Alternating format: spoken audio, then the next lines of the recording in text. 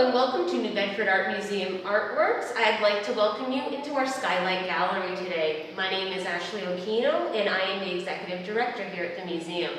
And I have the very distinct privilege of introducing Pat Coomey Thorton. Welcome.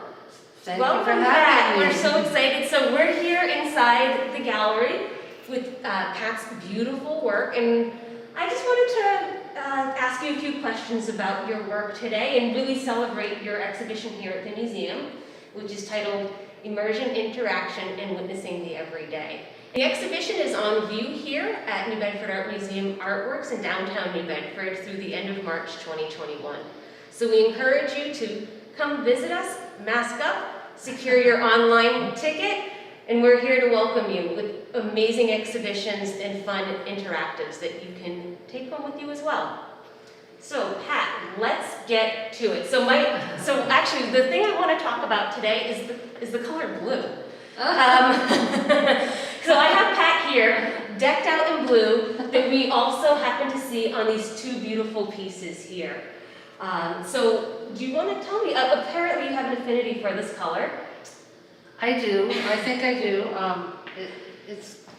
I don't know if it's been forever, but I think I had more of an affinity once I got these glasses.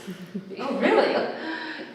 Because they were so punchy kind of thing going on there. So, and I like that. So, but in painting, I also do use a lot of blue, and I use blue for a number of reasons. One is a symbolic kind of reference that blue has to water and to sky. And then formally, I like the ultramarine blue, which you see, which is like my glasses, because it has an intensity to it. And I use that color a lot of times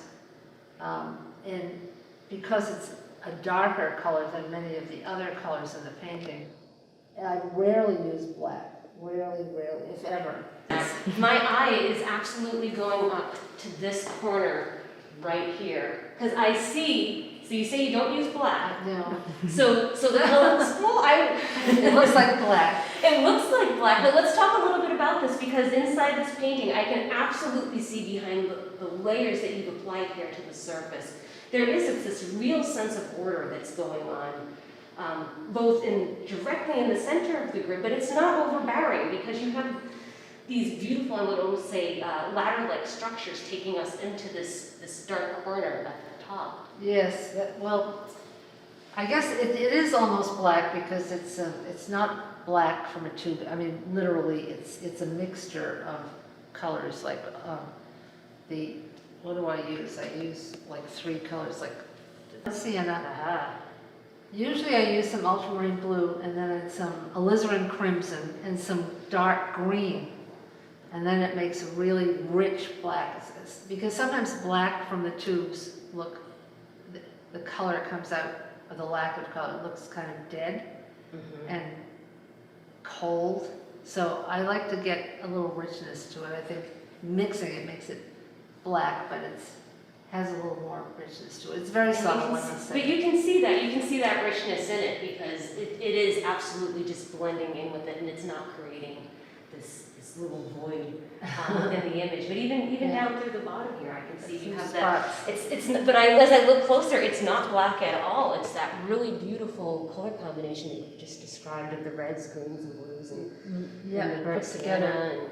Right. But then you have a really nice juxtaposition going on here with the opposite of the blue that we're talking about.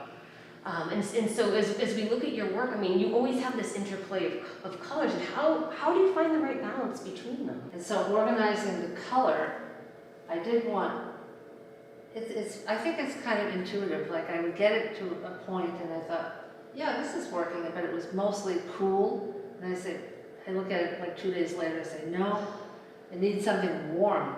So anyway, but I like the layers, because in some cases the light is coming from behind and with things in front of it, and in other times the light or the warmth is on top. So I play with those, also with the blue. Sometimes it's on top, sometimes it's behind.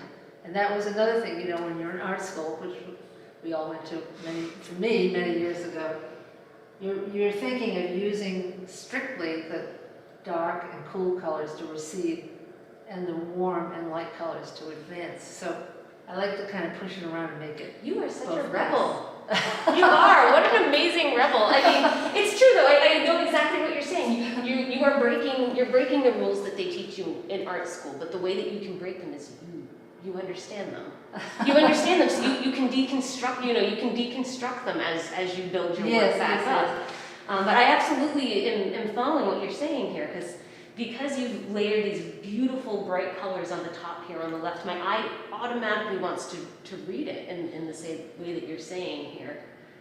Oh, what a wonderful, keep going. Oh, and I was just going to say, start with an idea, but as I keep going, I find that I have to let go of the idea. It's like not going to be an illustration of an idea.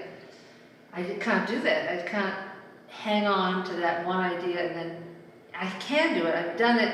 I get to a point and say, that was my idea. I got it down. And then I look at it and say, no, that's terrible. I have to really work on that because it's just not working.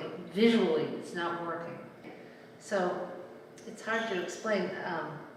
As long as, at the end of the day, the composition is something that you feel is balanced, whether it's what you envisioned in the beginning or not. Yes, and the energy, the kind of energy, and the kind of overall kind of feeling you get from it. And there's a lot to look at. That's one of the things that I kind of like. I liked, a lot of when I was painting after graduate school and everything, minimalism was really in. But I was never a minimalist. So I like to have a lot to look at. So I keep going with them.